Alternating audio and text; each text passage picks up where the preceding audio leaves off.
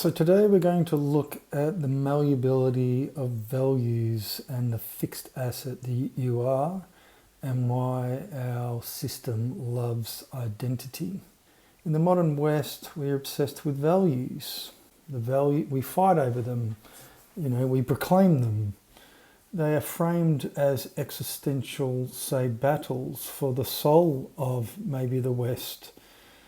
And yet, is this championing of values to the exclusion of the questioning necessary to see them in a completely and utterly different light? Because if we are focused on values, this is because we have agreed not to question value. And so ultimately, maybe we could say what Nietzsche's provocation was, to trans-value all values. And so if we, through championing values, externalize or discount the question as to whether or not time is a value, then what does that make of the values that we would espouse? When values are spruiked, what kind of consumer would we be? Progressive, traditional, cosmopolitan, nativist, never realizing that the basis of the self-given is the credit instrument that we're groomed to be.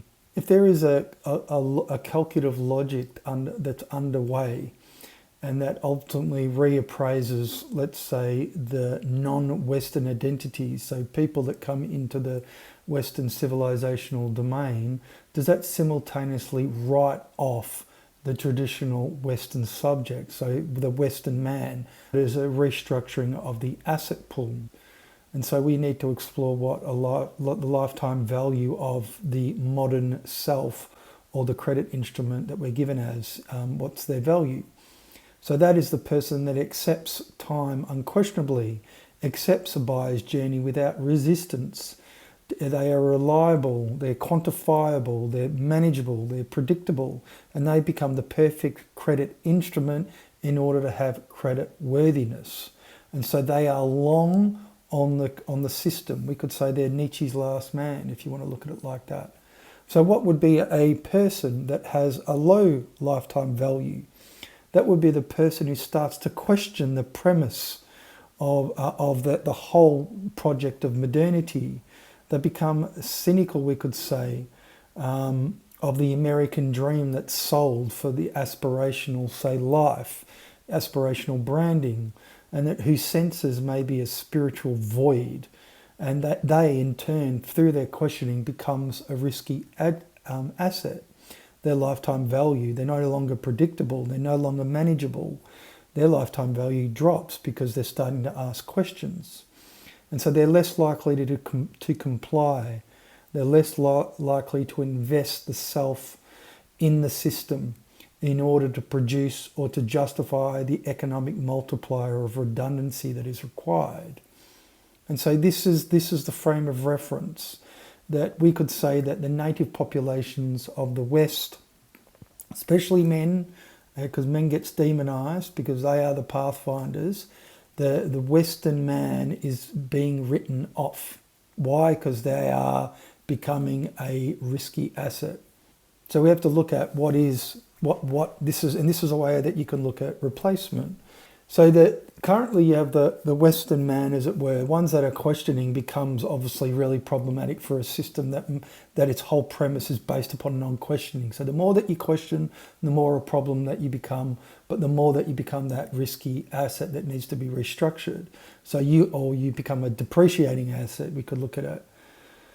So, because if the modern West is given rise to modernity that's gone right around the globe, then they're the ones that ultimately have the ability, the cultural dynamism to actually address the ills associated with it. And so we ask dangerous questions. So we're no longer extending goodwill to a system ultimately that discounts our very being, we could say.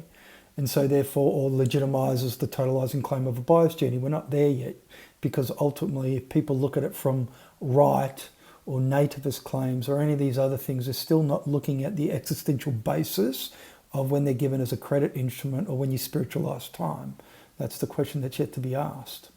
But see, from the perspective of the system, this demographic becomes a liability because you can no longer be marketed the aspiration, all right, or the envisaging required in order for you to invest in the redundant, say, form of life or the principal asset that you're given of. And so that's why, like we can say that the native populations of the West are discounted through the political process. They're basically being written off. The system is writing off the asset that you're given as. But if you don't understand the way how that you become an asset through your actions, then you won't make the connection to literally the potential for your actions to create a civilizational renewal beyond parasitism. So we can say that the democratization, if you're looking at democratization in the liberal West, it's to obviously allow people to come in that from different places other than Western countries that obviously gave rise to modernity and to partake of the buyer's journey that's been set for their aspirations. And so they are welcomed in because they will be welcomed in as the credit instrument that they're given as.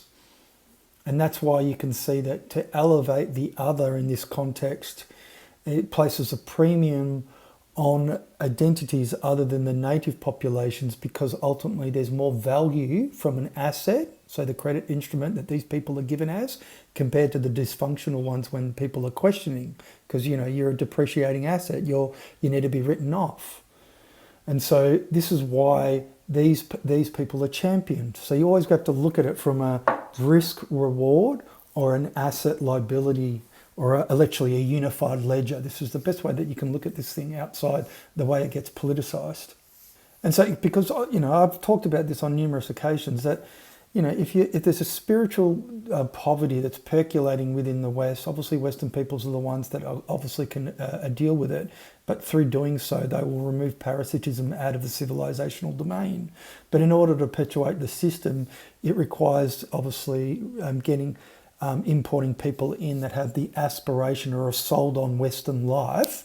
Ultimately, they only see Western life as a buyer's journey, and so they want to import all their other shit in as well.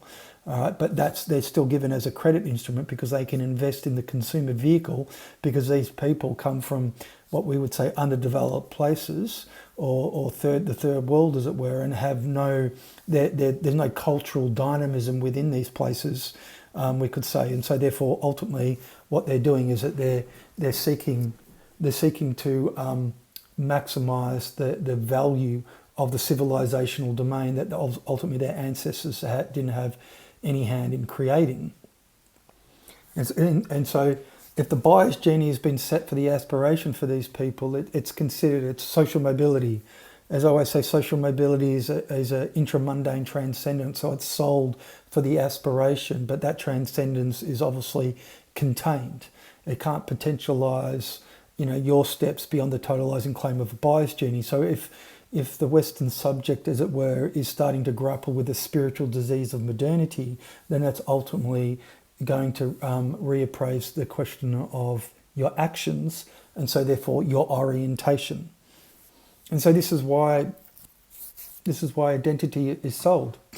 It is sold as like a collateral, because the collateral is in reference to the form of life of the consumer. So if people invest in their identity, that simultaneously discounts obviously the credit instrument or their existential status. And so they won't understand that the way how they get replaced is based upon their actions or what they discount. So when you use money as a tool for thinking, you are discounting the agency that you're not credited when you're given as a demand center or as an interchangeable economic unit. All right, that is the condition. So if you, through your interest, are orientated towards life marginally, you're absolving yourself of responsibility for the world that you create. So if you resolve yourself, somebody else takes that up, and so therefore will maintain their position in reference to your disavow.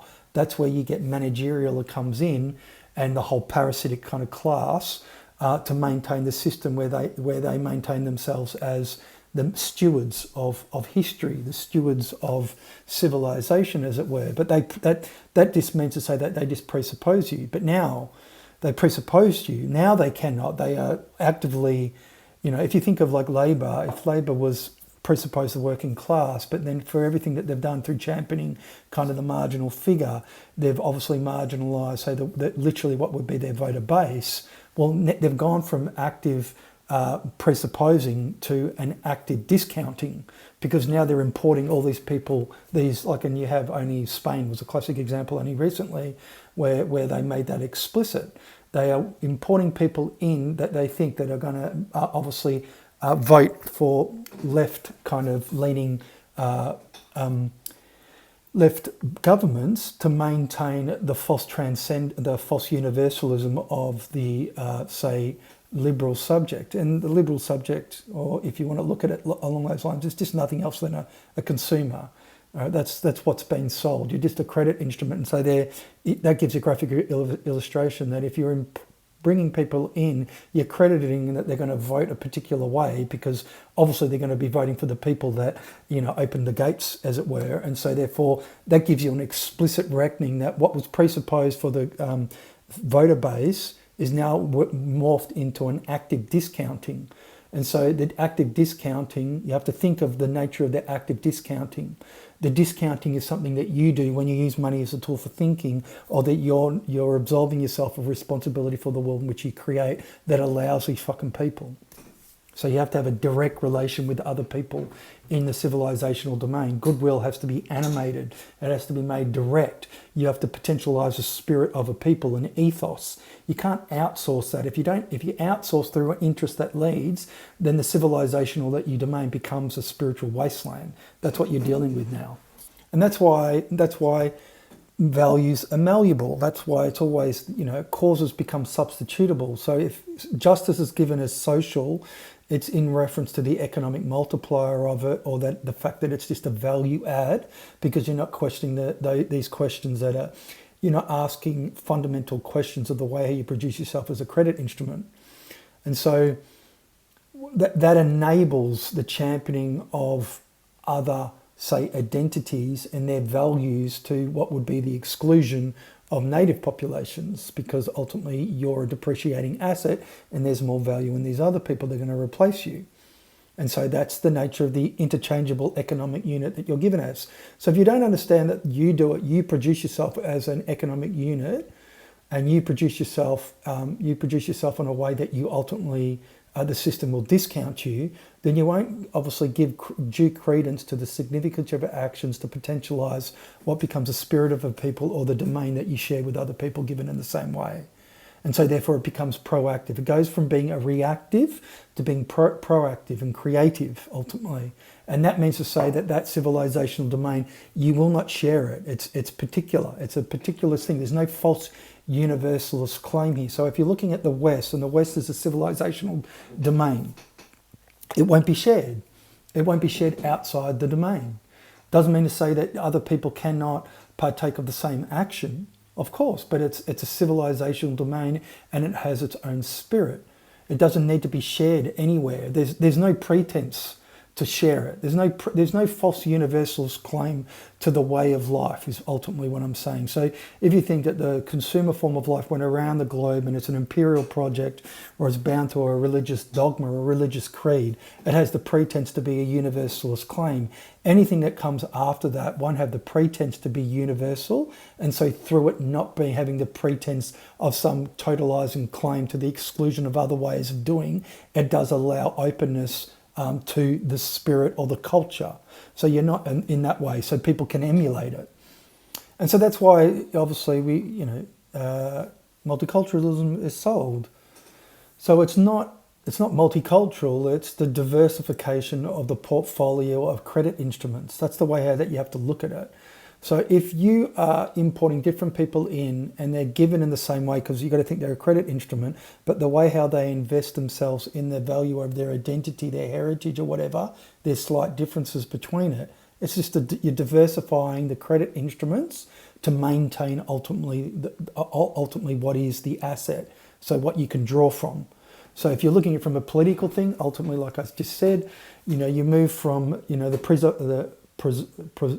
the presumption of a voter base being there to the active, obviously, discounting of it. And so you diversify the portfolio of the voter base in that way to ensure the maintenance of parasitism, or these people that will obviously lay claim to forms of managerialism. And so the writing off of the native populations, their legacy assets, we could say, you're ultimately just engaging, the emerging market. When you're looking at emerging markets between, say, developed economies and emerging markets, well, now the emerging market, you're just bringing in the third world into developed countries, because the emerging market is in reference to the voter base, we could say, or the fact that the people are not going to question their existential status because they're spiritually immature, we could say, or they don't have any understanding of the way how the world works, or the ills of modernity, because they're still stalled on that the aspiration of a buyer's journey. And so, that's why obviously diversity, equity, and inclusion are touted, because what does that presuppose? They're all given as economic agents or interchangeable economic agents. You just sell people their value or their heritage as a value add to the buyer's genie set for it. So anything that comes from the West, if it's not transcending a buyer's journey, so ultimately in turn looks at the question of credit, then you know that you're being sold down the river, as I always say. So you have to look at that. If you accept credit as a means of exchange, or credit you did not originate, then you are going to be leveraged for an end that you don't hold out. And it's as simple as that. You get the explicit reckoning of this as just warmongering fucks. And so we could say that when you're looking at, if you use money as a tool for thinking, and you cannot think beyond credit as a means of exchange, then you won't reappraise the credit of ownership, and so the way what you're credited. And so if that is simply discounted, then you won't ultimately look at where the true value lies. It's got nothing to do with you being obviously a credit instrument, the way how that you're given to the system now, but the way how that you'll be an active participant in the civilizational domain, or a co-creator of a world. And so that worth is incommensurable, because if you're animating what is without end, there is no return for your actions. It's a perennial wellspring of a legacy that maintains itself, that feeds upon itself to maintain obviously that spirit without end, because you're not seeking compensation for being born, you're animating what is without origination. And so that is the spirit of renewal. That spirit is not shared outside the people that animates it. And that's obviously what is held out to the disgruntled, say, men of the fucking West.